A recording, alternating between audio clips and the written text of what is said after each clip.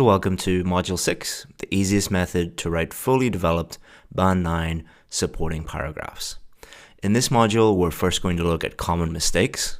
Then we'll look at why main body paragraphs are so important, the structure of a good supporting paragraph, and how to write topic sentences, explanations, and examples.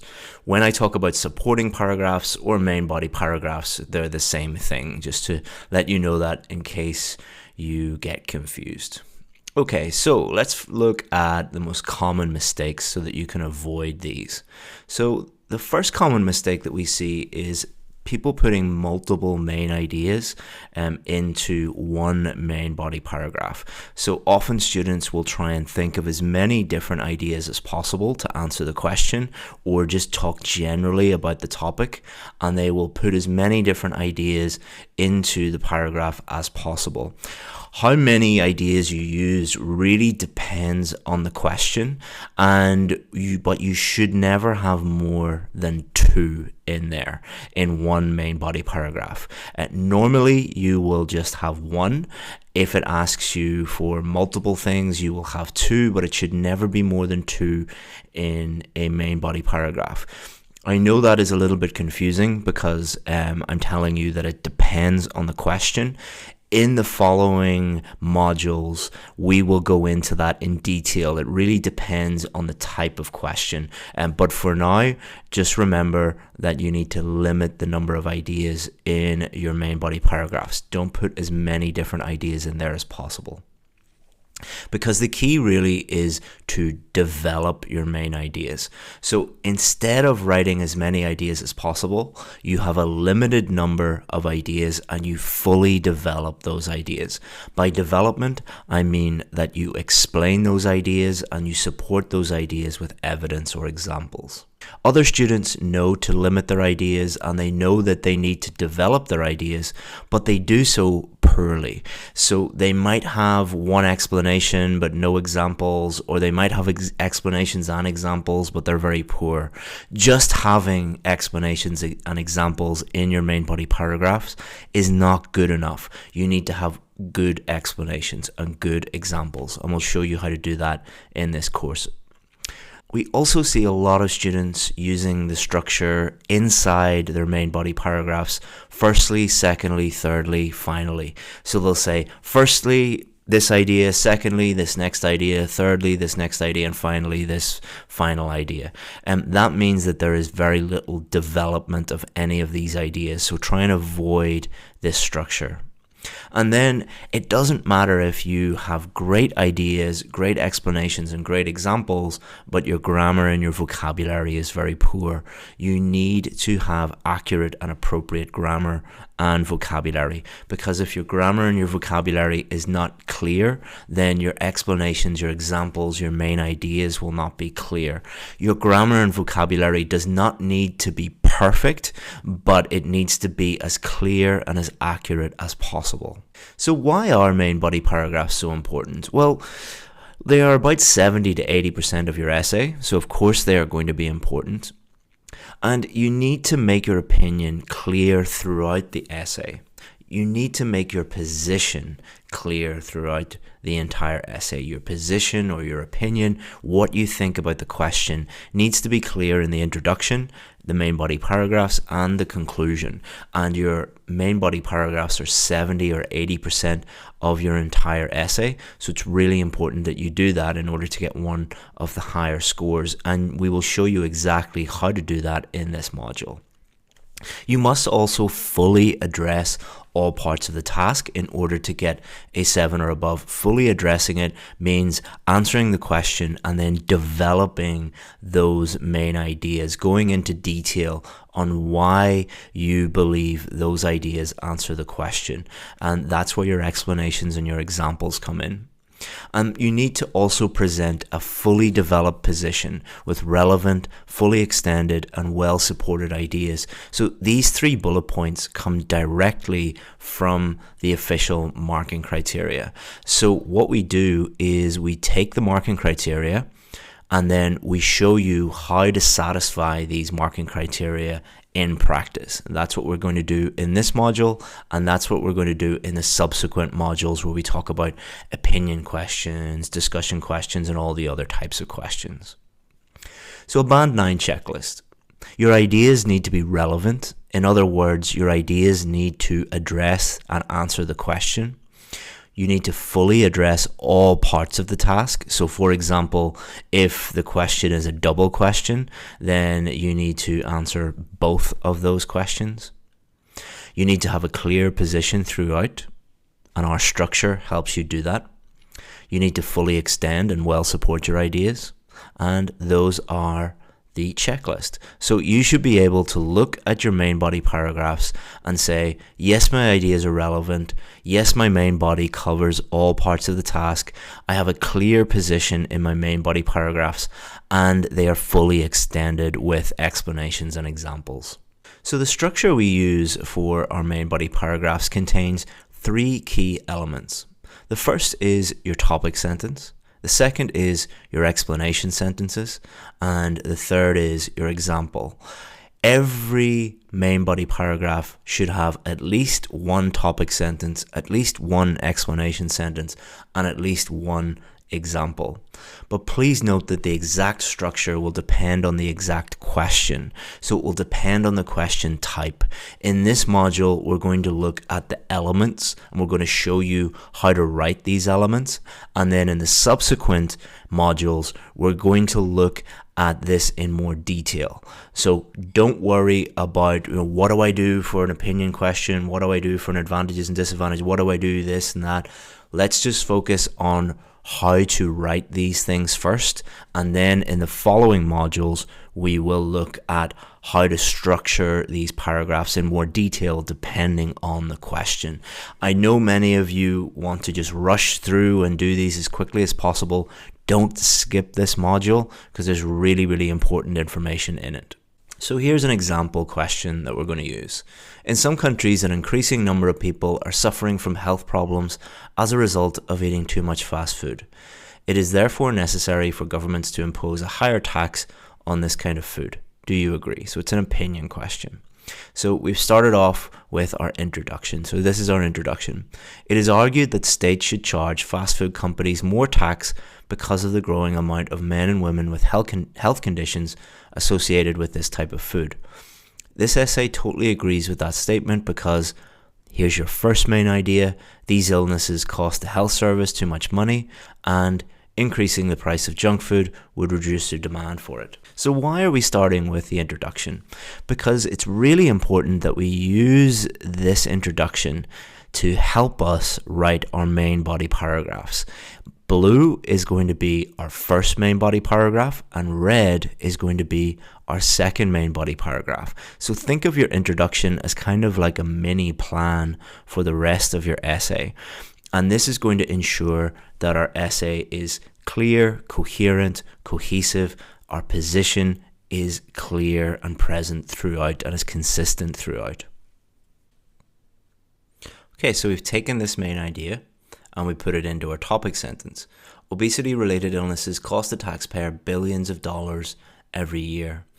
And then what we need to do in light blue is explain that. People who eat too much fast food are more likely to suffer from costly diseases associated with being overweight. As a result, they have to go to hospital more regularly for treatment, and this puts a strain on the health service. In red, we have our example.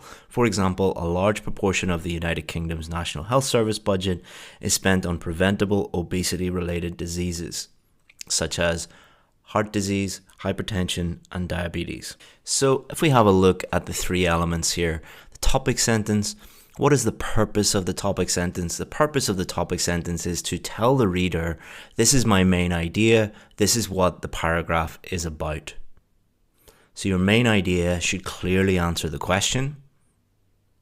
And then in light blue here, we're explaining how that main idea answers the question. So if you said to someone, obesity-related illnesses cost the taxpayer billions of dollars every year, and someone who didn't know anything about this, they would say, well, why is that? Well, you need to explain that to them. People who eat too much fast food are more likely to suffer from diseases associated with being overweight. So if you eat too much fast food, then you're going to be overweight. Well, what does that matter? How does that affect anything? Well, you need to explain further. As a result, they have to go to hospital more regularly for treatment, and this puts a strain on the health service. So you've fully explained how this main idea answers the question. And then we provide evidence to support our main idea, here in red, in the form of an example. We're going to go into detail now on how to write topic sentences, explanations, and examples. So let's start off with how to write topic sentences. This is an introduction to the main body paragraph. You're introducing your main idea. Always think of the reader. Always be helping the reader. Why do we write anything? We write to clearly communicate with the person reading it. So what does a topic sentence do? It helps the reader. It makes it easier to understand the rest of your paragraphs. So like signposts to drivers, when you're driving along, there are signs telling you where to go, giving you information. What the topic sentence does is it gives you the information. This is my main point. This is the main point of the whole paragraph.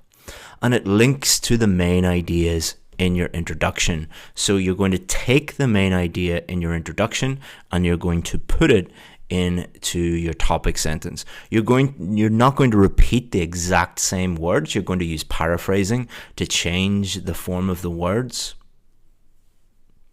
But the main ideas should be the same. Not the exact same words, the same ideas. Remember to use paraphrasing. And your topic sentence should clearly answer the question. You should be able to show your topic sentence to someone and they will be able to understand what you are trying to say about the answer to the question. So topic sentences are short, clear statements about what the paragraph is about. So that's exactly what it is. It is a short, clear statement about what the paragraph is about. Directly answers the question. Not much detail. That comes later. And it makes your main ideas clear. And you can't write one unless you have clear ideas already. So the people who normally struggle to write topic sentences don't normally have a problem with topic sentences. They have a problem with ideas. They nearly always do not spend enough time planning and thinking clearly about your idea. If you have a very clear idea in your head, then it is easy to write a topic sentence. If you try and rush through the planning process, you don't really think about the question, you don't understand the question, and you don't plan everything out, then you're going to find it very difficult to write topic sentences. And then what students often do is they say things like, I find topic sentences difficult, or I can't write a topic sentence. No, topic sentences are very easy. What is more difficult is clearly thinking about your main idea. Master that skill first, idea generation, planning, and then that makes your topic sentences much, much easier to write. So let's have a look at the second main idea here for our question. Okay, so this is the question again. This is our second main idea.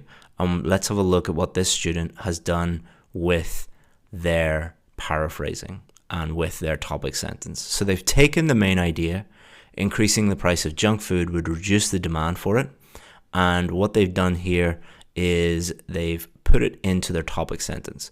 Another reason why fast food restaurants should pay extra tax is to raise the cost in order to decrease demand. So they've said basically the same thing, but they've just paraphrased it. And you could read this topic sentence and fully understand what this person thinks about the question and what their main idea is. So the next stage we need to move on to is explaining that main idea.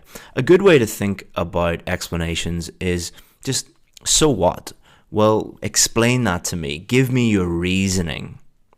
One of the biggest differences between writing and speaking is you can't ask the writer any questions.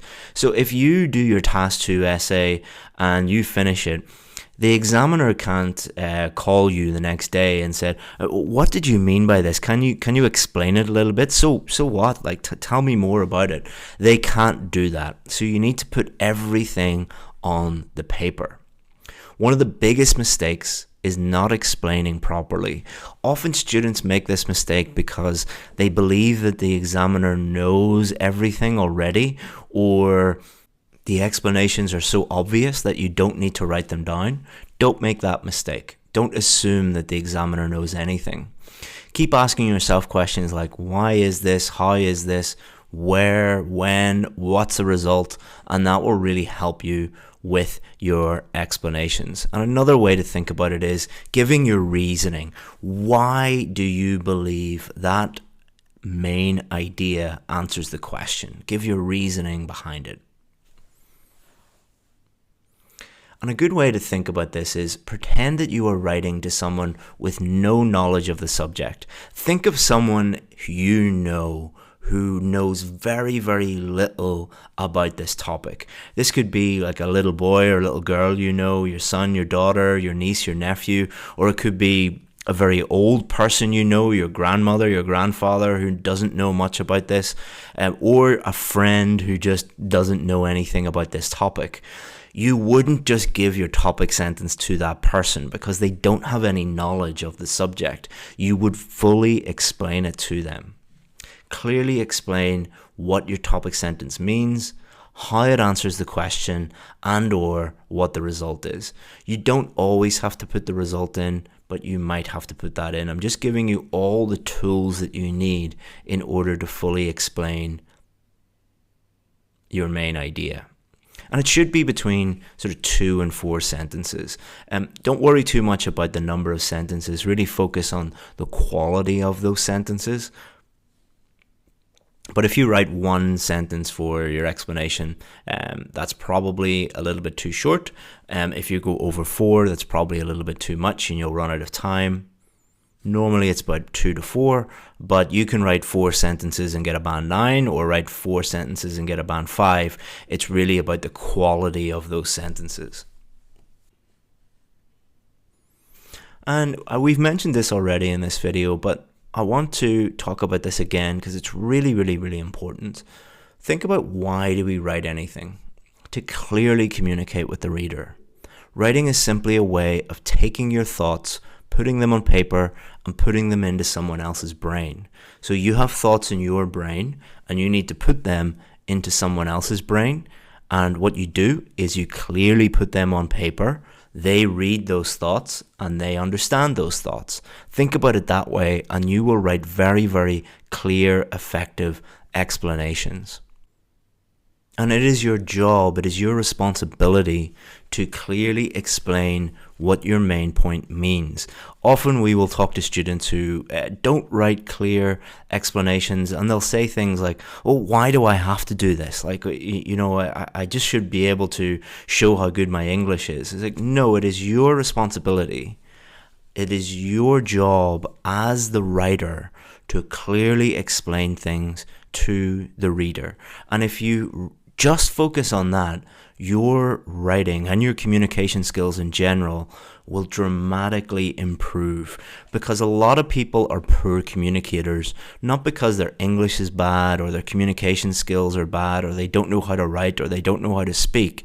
It is they don't understand that it is their responsibility to make the other person understand. It is not the other person's responsibility to try and understand you. So here's our explanation. This is our topic sentence. Another reason why fast food restaurants should pay extra tax to raise the cost in order to decrease demand. So I need to explain this. All right. So imagine somebody who knows nothing about fast food restaurants. They don't know anything about how tax would affect demand. They don't understand anything. I need to explain this to them. So any extra tax would be added to the normal price of food. So you have normal prices and you would increase the price. And therefore, prices would go up, and therefore, fewer people will be able to afford to buy fatty food. Okay, so what? What does this mean? How is this going to affect anything? Therefore, this would reduce the amount of junk food people eat, and the result would be a healthier nation. And you could obviously keep going and explain and provide more and more and more and more reasons. You simply don't have time to do that, and that is not what you are required to do on the test. What you are required to do is to take your main point and show that you can fully explain that main point. So a good test would be, think of that person in your life who knows nothing about fast food restaurants or tax or, supply and demand or anything of that. If you showed them this, would they understand what you mean, or would they have follow-up questions? Most people would be able to read this and fully understand it. Some people would need a bit more, and the bit more is our explanation. And we'll be looking at explanations in a second. Here's some useful language. Now, I don't teach, copying things or anything like that, and I'm not telling you to copy this. I'm not telling you to memorize this. These are just some ways that you can use to help you explain things. But please don't mechanically, robotically use these in your main body paragraphs. This is just to give you some inspiration, to give you some ideas, but please don't start your paragraphs with "that is to say" and then use "this is because" and then write "therefore." Don't write in a robotic way. You need to have these as options, and that gives you the flexibility to write your own paragraph. But let's have a look at what we have here. So that is to say, or in other words, this is where you take your topic sentence and you explain what it means. So this is often a good way to start your explanation, because you're taking the main ideas and you're explaining what they mean. You don't always have to use these, but if you think that the reader would benefit from you explaining what your main point means, then you can use something like this. If you're providing reasoning or explaining things a bit more, then you can just simply say "this is because" or "the reason is." And if you're talking about the result of something, you can say "as a result" or "therefore." But again, just to repeat, you're not going to use these robotically. So, using examples. Examples help us to support and illustrate our main point. They are often much easier to think of than explaining everything.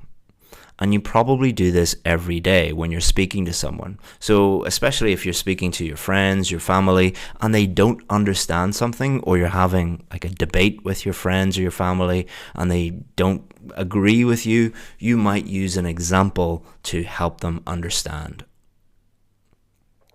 And a better way of thinking of examples is not to think of it as "I need to think of an example," but think of it as evidence.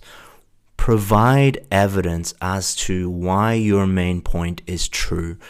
Before I was a teacher, I was a lawyer, and I couldn't go into court and just say, "I think my client is innocent because of my opinion."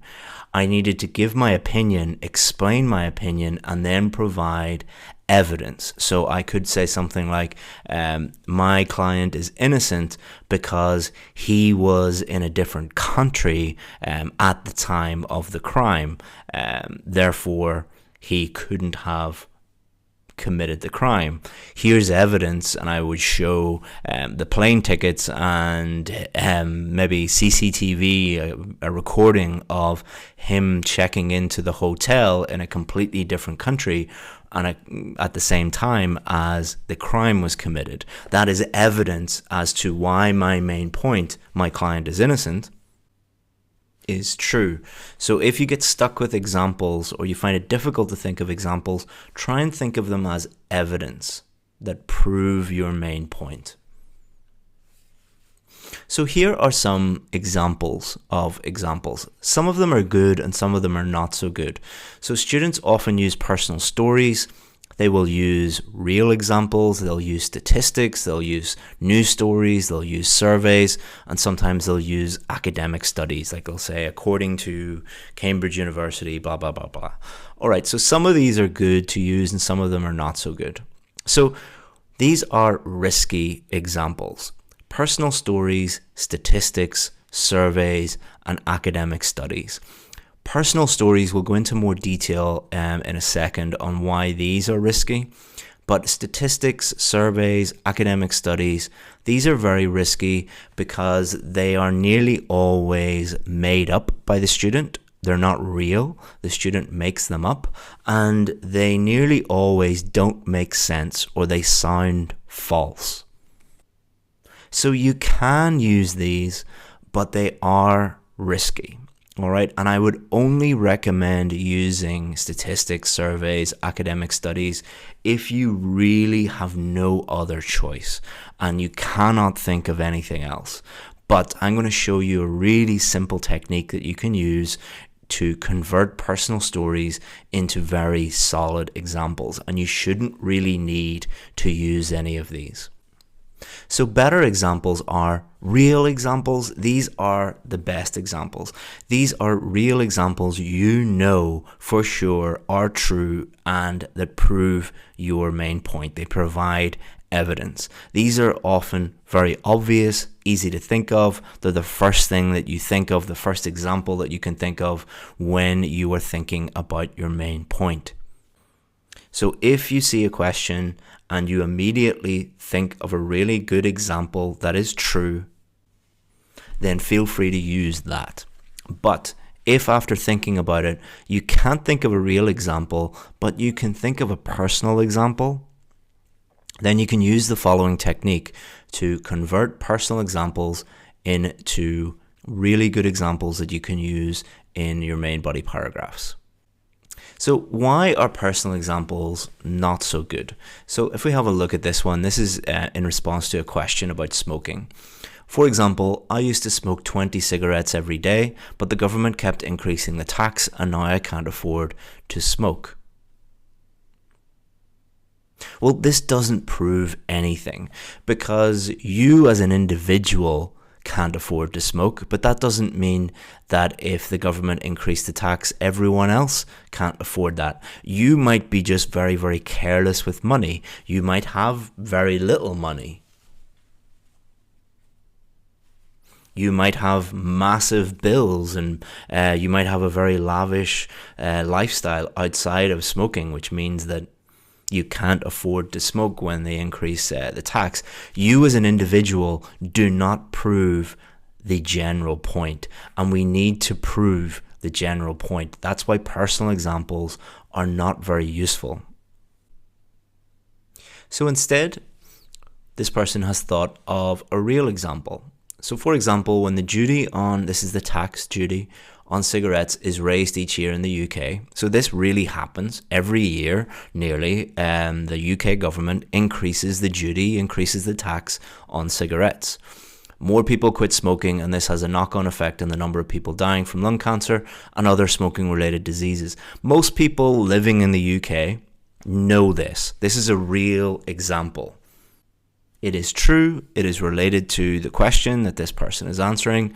This is much more effective than the personal example because this is real and it proves the general point. But what if you can't think of a real example? Well, what you can do is you can take examples from your own life experience and you convert them into more general example. So when you see a question and you're trying to think of an example, ask yourself these questions. Where are you from? And how does that apply, the question apply to where you are from? So in your country, for example, with that question, do they have fast food? Do they have fast food restaurants? Do you have a lot of fat people because they're eating in fast food restaurants? Is that becoming a problem? Do they have tax on fast food restaurants? Are they thinking of introducing that? And if you start to think about your own life, you will normally either generate a real example or you'll think of a personal example. If you can't think of anything from where you are from and you live in a different place, often our students are from somewhere like India or Pakistan or Bangladesh, but they live in the UK or they live in Australia. Can you think of anything related to the question in your current country? If you can't, what about your job? Maybe you're a nurse, maybe you're a doctor, and you see people coming in to your hospital or your practice all the time with diabetes or obesity related problems, you can immediately think of some really good examples there. Or maybe you're a teacher and you see young children having a problem with fast food.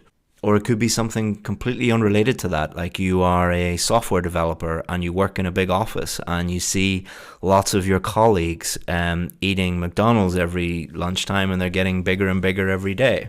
Or maybe you can't think of anything from your life, but you have a brother who is a doctor, or you have a friend who is a teacher, or you have a friend who lives in, or a family member who lives in a place that has something directly related to this. So for example, my sister lives in New York City and they have lots of taxes on fast food and sugar and different things like that. So by using your own life experience, you can generate multiple different examples, but you're not going to just think of an example and use it immediately. If it is a very personal example, what you need to do is convert it into a more general one. And this is the conversion method for thinking of examples. Remember, if you can think of a real solid example that is 100% true, then you don't have to use this. This is when you're a little bit stuck and you can think of a personal example, but it's a little bit too personal. So I'll give you some real examples from when I'm working with students. I was working with a student and the question was about traditional shops closing because of competition from online retailers. And she said, "Oh, I don't know anything about this." And I said, "Okay, have a think about your own personal experience. Do you have any experience in your own life?" She said, "No, I know nothing about shops or anything like that." "Do you have any family members?" "Oh yes, my sister works in a bookshop." "Well, has it had any competition from online retailers?" "Yes, she lost her job because of competition, because people were buying books from Amazon and nobody bought any books from her. So this shop closed down." Great, we can use that. Now, we can't use this personal example the way it is. Why is that? Because it's too personal. So this bookshop might have closed because of competition from Amazon, but it might be that your sister is just terrible at selling books. It might be the owner was terrible at managing the bookstore. It might be that the landlord increased the rent too much. It could be a million different reasons. This example is too personal. What we can do is we can convert it. So this student was from Romania, but she was actually living in the UK, and her sister was living in the UK as well, working in this bookshop. So where do you live? "I live in the UK." Let's convert it to something a little bit more general. So we converted it to, for instance, many bookshops in the UK. So we've taken it from my sister's bookshop to many bookshops in the UK closed down because of competition from online.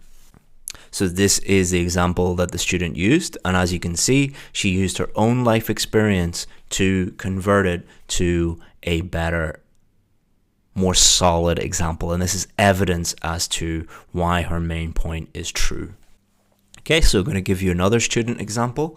This lady was a nurse and she was living in Ireland. And the question that we were helping her with was, should all children have laptops in school? And this lady was living in Ireland, but she was from a developing country. So she said, "Oh, I know nothing about this because in my country,